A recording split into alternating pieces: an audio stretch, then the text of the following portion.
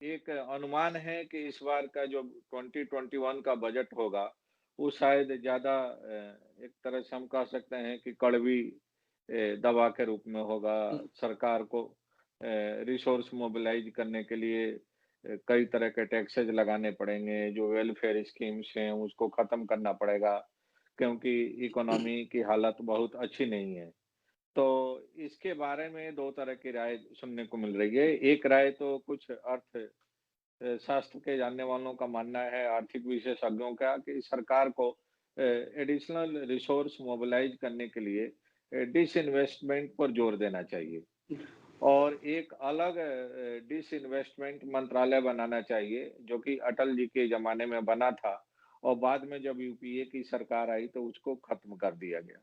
तो आपको क्या मानना है कि क्या ये डिसइन्वेस्टमेंट करके और पीए सर नवरत्न कंपनियों को निजी हाथों में सौंप के संसाधन जुटाना मुनासिब है?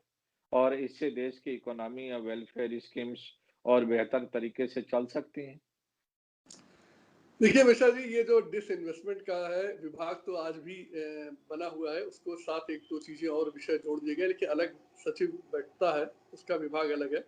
लेकिन डिसइन्वेस्टमेंट को लेकर पिछले 20 साल से ये ढिंढोरा पीटा जा रहा है, किससे रिसोर्स लेकर वो इकोनॉमी को ठीक किया जाए, ये हो नहीं पाया।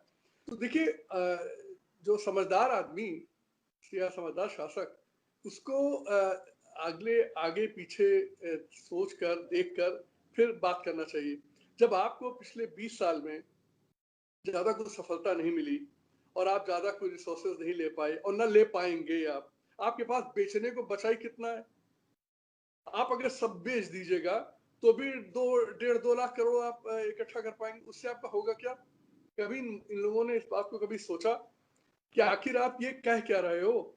देखिए मिश्रा जी, जो मेरा अनुभव है और जो मैंने जो कुछ समझा इतने लंबे समय में, वो ये कि आप जो रिसोर्सेज है अपना संपत्ति बेचकर कभी इकट्ठा नहीं कर पाए। कोई भी घर कभी अपना सोना और बर्तन बेच के नहीं चल पाया। उसी तरह कोई देश अपनी संपत्ति बेच के नहीं चल पाई। इस गलतफहमी को सरकार जितनी जल्दी दूर कर ले उतना ही अच्छा है। जो अर्थशास्त्री समझाते हैं वो उनकी दिक्कत ये है कि अर्थशास्त्र का जो बताने वाले लोग खुद कुछ किए नहीं रहते। वो ये थ्योरी है। थ्योरी और प्रैक्टिकल में बड़ा फर्क है। जो थ्योरी आप बताते हो उसकी प्रैक्टिकल क्या जो उसका कॉन्सिक्वेंसेस उसकी क्या स्थितियां नीचे बनती, मैं आपको एक उदाहरण बता दूं। आप कोई भी सरकारी तंत्र जो कॉरपोरेशन उसको आप बेचिए, जैसे ही ये प्राइवेट हाथों में जाएगा सबसे पहले अपना मुनाफा बढ़ाने के लिए वो काम करना शुरू करेगा जिससे उसका मुनाफा बढ़े। मुनाफा सबसे ज्यादा बढ़ता है कर्मचारी कम करने से, वर्कर कम करने से, उसको मैकेनाइज ज्यादा करने से, मशीनें ज्यादा लगाने से। आपने अगर 20-25 हजार करोड़ रुपए इकट्ठा भी कर लिए, अब आपने किया क्या? हजारों लोगों को आप सड़क पे ला देंगे। उनकी जो प्रोडक्टिविटी थी वो जीरो हो गई, उनकी जो आर्थिक स्थिति थी गिर गई। इसके कॉन्सिक्वेंस, इसका जो प्रभाव है पूरी इकोनॉमी पे पड़ता है। इस बात को कैसे सत्ता में बैठे लोग अनदेखा कर देते हैं, ये मुझे आज तक समझ में नहीं आया। आप एक तरफ तो कहते हो हम रोजगार पैदा करने के लिए उद्योग लगाएंगे और दूसरी तरफ अपने उद्योगों को बेचकर लोगों को बेरोजगार कर देते हो। देखिए, मैं कभी इसके पक्ष में नहीं हूं कि जो सरकारी तंत्र घाटे में रहे। मिश्रा जी, मेरा अनुभव है कि सरकारी तंत्र घाटे में सिर्फ भ्रष्टाचार के कारण है और उस भ्रष्टाचार में हमारा राजनीतिक तंत्र और हमारा जो ब्यूरोक्रेटिक तंत्र पूरी तरह शामिल है। जिस दिन ये हमारे नेता बेईमानी बंद कर देंगे ये कॉरपोरेशन ठीक चलने लगेंगे। आप ये सोचिए, क्या रुपया प्राइवेट सेक्टर में अलग लगता है, हमारे यहाँ अलग? क्या नोट अलग छपती है? नहीं, वही नोट है। क्या आदमी अलग है? इसी देश से पैदा हुए, इसी विश्वविद्यालयों से पढ़े हुए, इसी तरह ट्रेन हुए। तो फर्क क्या आ जाता है प्राइवेट सेक्टर और सरकारी सेक्टर? इसलिए क्योंकि सरकारी सेक्टर में नियत जो है वो खराब है। अपनी ही जिसे कहते हैं धरातल को खाने में लोग बैठे हैं। देखिए, बेईमानी के मामले में सरकारी तंत्र, मैं अपने अनुभव से कह रहा हूँ, बहुत से लोग इससे असहमत होंगे, सरकारी तंत्र प्राइवेट सेक्टर से बहुत अच्छा है। क्यों? ये सरकारी तंत्र बड़ा अकाउंटेबल सिस्टम है। उसके ऊपर पार्लियामेंट भी बैठी सवाल पूछने के लिए, प्रेस भी बैठा है उसकी टिप्पणी करने के लिए, आरटीआई लग गया, उसके बाद लोगों को सरकार के एमपी एमएलए के रूप में शिकायत करने का मौका मिलता है। प्राइवेट सेक्टर में क्या है, कोई अकाउंटेबिलिटी नहीं, सिर्फ उनके शेयर होल्डर की तरफ है, मतलब मुनाफा अकेला लेना उनका उद्देश्य है। तो जो हम लोग प्रश्न चर्चा कर रहे हैं कि क्या ये डिसइन्वेस्टमेंट करके कोई देश की इकोनॉमी ठीक होगी, तो मेरा साफ उत्तर है ये बिल्कुल गलत धारणा है और इससे कुछ भी नहीं होने वाला है। और सरकार जितनी जल्दी इस रास्ते को छोड़ दे उतना अच्छा होगा। अब आप प्रश्न करेंगे कि अगर डिसइन्वेस्टमेंट न करें तो पैसा कहाँ से आएगा। देखिए मिश्रा जी, जो सॉवरिन गवर्नमेंट्स है, सॉवरिन गवर्नमेंट मतलब सर्व सत्ता संपन्न सरकारें हैं, उन्हें कभी रोना नहीं रोना चाहिए कि उनके पास पैसा नहीं। जिन सरकारों के पास नोट छापने की मशीन हो और नोट छापने की ताकत हो, उन्हें यह नहीं कहना चाहिए हमारे पास पैसा नहीं। ये आपकी अकुशलता है कि आपको समझ में नहीं आता कैसे किया जाए। देखिए दुनिया भर के जितने अर्थशास्त्री, सारे नोबेल लॉरेट्स जिनको इस विषय पर सारा सम्मान मिला, एक बात हमेशा कहते हैं कि डेफिसिट इकोनॉमी कभी गलत नहीं होती अगर आप जो पैसा अतिरिक्त आप जो पैदा कर रहे हैं उस पैसे को आप सिर्फ प्रोडक्टिव असेट इकोनॉमी को बढ़ाने में लगाएं, खैरात बांटने में ना लगाएं। सरकारों की दिक्कत यह है कि इनका पहला काम रहता है कैसे चुनाव जीते, बस इसके लिए फ्री में पैसा देना। आप विश्वास मानिए जो भी खैरात दी जा रही वो खैरात से देश नहीं आगे बढ़ा। ये पिछले 50 साल का अनुभव हमें बता रहा। हमने और उनके हमारे अपने देश में हमने और जिसे कहते हैं एक डिपेंडेंस पैदा कर दी। होना ये चाहिए था कि सारे के सारे सरकार की ताकत को उद्योग धंधे बढ़ाने, कृषि को बढ़ाने। आज देखिए किसान बैठे हैं इतने दिन से धरने पर, छोटी सी बात की मांग कर रहा। क्या गलत कह रहे हैं? वह हमारे उपज का सही मूल्य दे दो। कौन सा उद्योग अपने उपज का सही, अपने पैदावार का, अपने प्रोडक्शन का सही मूल्य नहीं लेता? जो नहीं पाता वो तुरंत बंद करके भाग जाता है। किसान कहाँ भाग जाए, तो जमीन तो भागेगी नहीं। तो मिश्रा जी, सरकारों का ये कहना कि हमारे पास पैसा नहीं, निहायत मूर्खतापूर्ण ये वो जिसे कहते हैं उनका कथन है। यह प्रदर्शित करता है कि उन्हें सरकार चलाना नहीं आता। एक और बात काफी चर्चा में है कि बैंकिंग सेक्टर को स्ट्रीमलाइन करना चाहिए, बैंकिंग सेक्टर को और स्ट्रेंथन करना चाहिए और बैंकिंग सेक्टर में जो पब्लिक सेक्टर एंटरप्राइजेज हैं, जो कि आए दिन इन्वेस्टिगेटिंग एजेंसी के हम कह सकते हैं कि एक तरह से जद में रहती हैं, उनके ऊपर जांच का हमेशा तलवार लटकती रहती है। इसके वजह से उनका परफॉर्मेंस उतना बढ़िया नहीं है। ये कुछ आर्थिक विशेषज्ञों का मानना है और उनका कहना है कि पब्लिक सेक्टर एंटरप्राइजेज को जांच की तलवार से थोड़ा दूर रखना चाहिए, जिससे वो बेटर परफॉर्म कर सकें, उनको और मैंडेट दिया जाना चाहिए। इस पर आपकी क्या राय?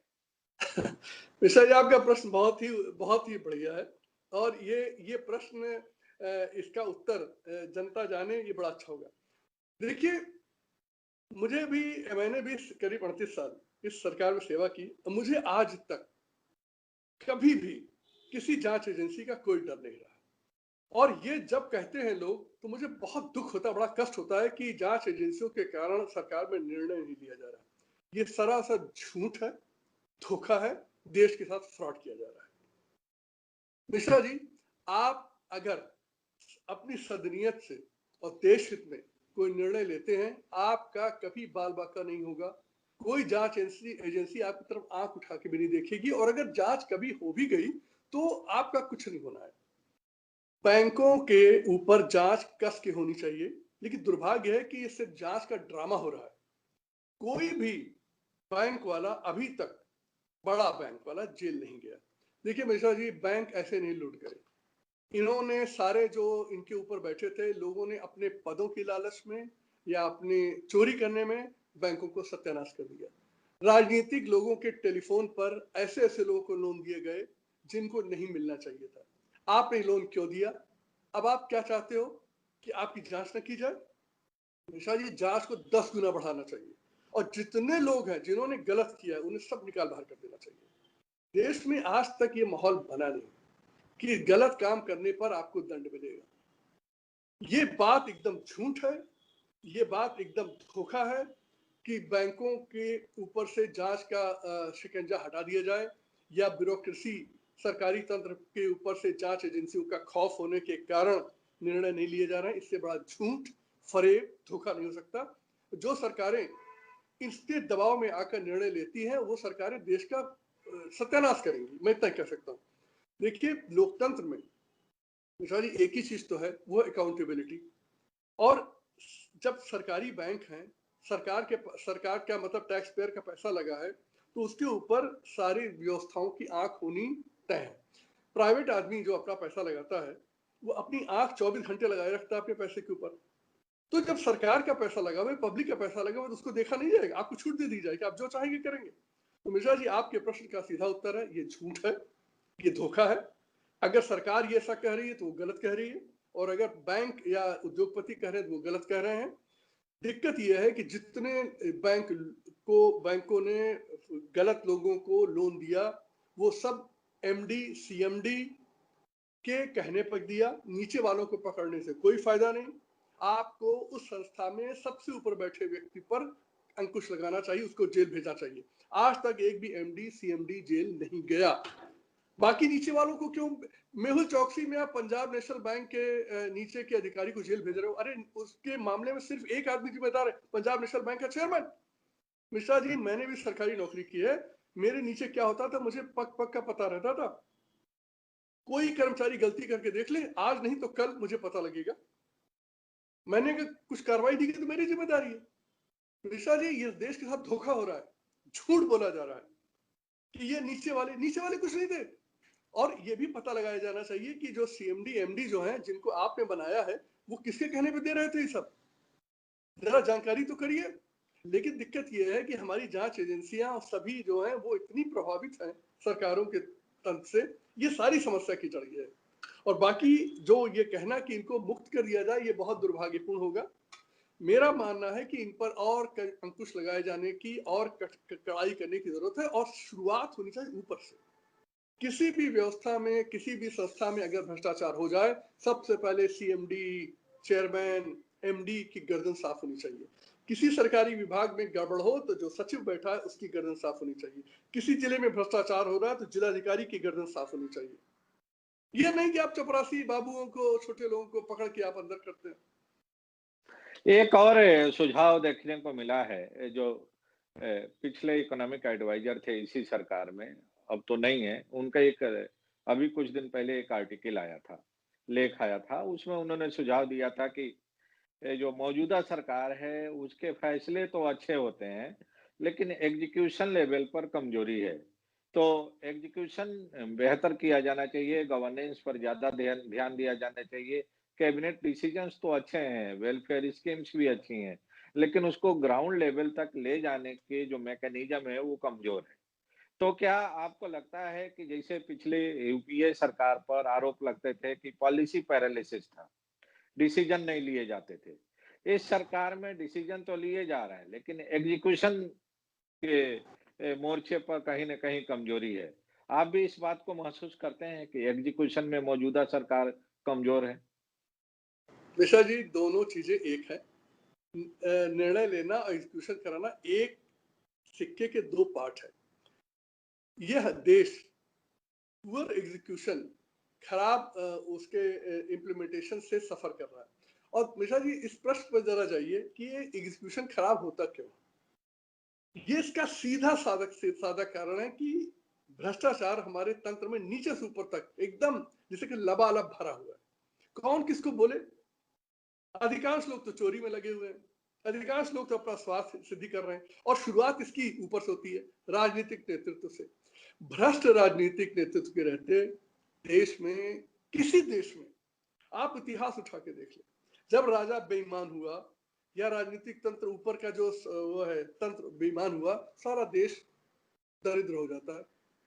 वो सारी इस बात को लोग या तो चर्चा में नहीं लाते या समझने की कोशिश नहीं करते। सारा प्रश्न नियत का है। अगर आपकी नियत खराब है तो सब कुछ गलत हो जाएगा। किसने मना किया है आपको बेईमान लोगों को पनिश करने के लिए? बैंकों के बारे में आप पिछले 7 साल से सुन रहे हैं कि हम ये ठीक कर रहे हैं, ठीक है। एक चेयरमैन, एक एमडी आज तक जेल गया नहीं? सबको पता है। मैं आपको बता दूं किस बैंक का कौन सीएमडी जेल जाना चाहिए। क्यों? बड़ी सिंपल बात है, जिस बैंक से जितने ज्यादा एनपीए हुए तो उस साल के एमडी को उठा के जेल में भेज दो। आगे से कोई एमडी और कोई चेयरमैन बेईमानी का नहीं करेगा, गलत लोन नहीं देगा। अगर कभी उनको वित्त मंत्री या किसी ने फोन किया कि दे दो, कहा साहब जेल नहीं जाएंगे हम। लेकिन यहाँ तो खुली छूट है।